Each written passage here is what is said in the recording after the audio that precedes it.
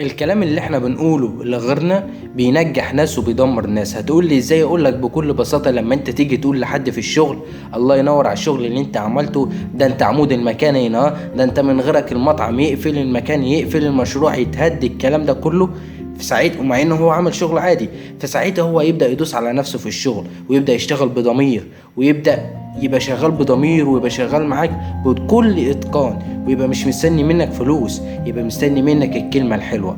الكلمة الحلوة بتخلق التحفيز عند غيرك، وبتخلي غيرك يبقى سعيد، بتخلي غيرك يبقى فرحان بنفسه. فانت كلمتك ما تستخسرهاش في حد، حتى لو الحد ده ما يستاهلش. انت لما تيجي تقول كلمة حلوة لغيرك، انت كده بتجبر بخاطره.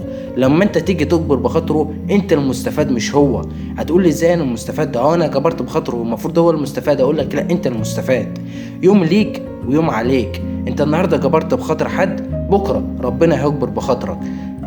يعني بمعنى صح، كلامك الجميل ما تستخسروش في حد. خلي دايما لسانك جميل مع كل الناس، وقول كلام دايما حلو وجميل، وخلي لسانك جميل مع كل الناس، وما تستخسرش حاجة في حد حتى لو كان فعل أو كلام، علشان كما تدين تدان. أظن الرسالة وضحت.